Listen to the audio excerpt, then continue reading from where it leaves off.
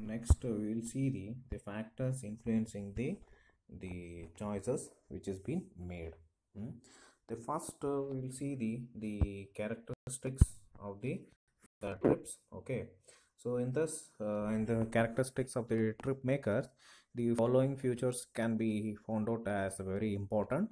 The first one is car availabilities, or you can say that as the ownership. Okay, car ownership. So that has to be maintained, the first characteristics of the trip makers. Second one is the driver. Car owner should have the driving license. So that is the second factor. The third one is household structures. So household structures like whatever the couples and their childrens and the other peoples and retired persons, old age people. So all these are the household structures. And third one is the income. So the one, sorry, fourth one is the income. The income of the person is also very important. Next is the decision. Whatever the decision has to be made, whether children has to go by walk or cycle, or whether has to be taken by the trip by the car to children's from the school or colleges. And the that is also an important factor. The fourth one next is the residential density. So density may be one area to another area, it may varies. The density is also another important characteristics. Next we'll see the characteristics of the journey. So this characteristics of the journey is nothing but mode of the choice which has been strongly influenced. What are the strongly which is influenced?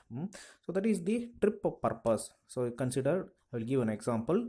So journey from the work, so work to it has to be carried away by the public transportation by the regular basis, or it can be run by the long run.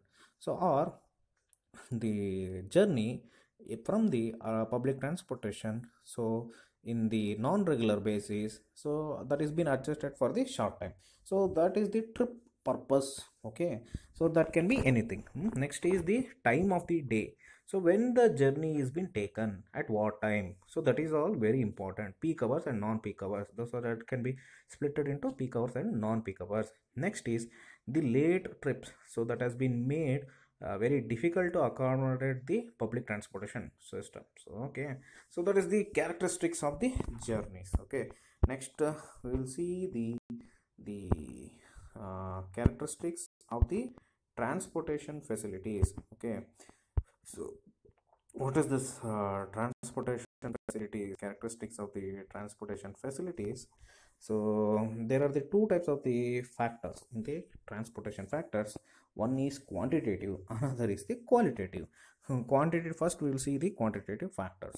So in this quantitative factors, there is a very relative travel time. So a travel time by the in the vehicle, or waiting walking time by the each mode. So that is the relative time for the travel time. So that is a quantitative. So next we will see the relative monetary cost. See, by going by the cycle, the cost will be very less. By going by bike, the cost is little bit increased. Fuel charges has to be taken. By if the mode of the choices is been taken by the public transportation, so the fares it is nearly approximate to same. But if when it choice which has been made by the car, so there the maintenance, fuel and other charges which is been imposed. So that is the burden. So this relatively monetary cost is the another quantitative factor. Next we'll see the another factor, that is the availability. So whether the vehicle, car or other vehicles is been available or not. So next is the another is parking. So where the parking charges, the cost of the parking. So these are the quantitative factors. So next we will see the qualitative factors of this transportation facilities. So that can this qualitative factors whatever are there. So one is comfort and convenience. So if you go by the public transportation, so it is better uh, to be comfort and convenience for the long run, for the longer journey. So comfort and to see the convenience, so it is better to take the public transportations. So the another is the reliability and regularity. So this reliable, how we can able to reliable, so whether 100% all the vehicles whatever it has been scheduled in the transportation systems, so it is whether it is available or not, so that has to be checked. So that has to be checked, that can be reliable or not. So that is a very important, another important factors. Next is the regularly whether it has been available. So consider if you take a train, so once the particular type of the train, it will be scheduled for 10 or 10 a.m. means it will be scheduled at 10 a.m. only, every day. So that is the one is reliability and the regularity. So both can be fixed. But some cases where the non-scheduling, so that way it can go whenever it can go, whenever it can come, especially in the private sectors, in the especially hilly more terrain region. So we can't expect the exact time. The time maybe varies from different time. So the reliability is very less, regularity is also less. So there is a chances of breakdown of the vehicle. One, there is only one vehicle breakdown, so there is no availability of vehicles. So that reliability is very difficult, and regularity also can't be made. So there is a problem in this. So qualitative factors, reliability and regularity, that is one of the another important factor. Next is protection. So protection, if you take the private owned vehicles for our own trips, the protection has to taken undergone by ourselves.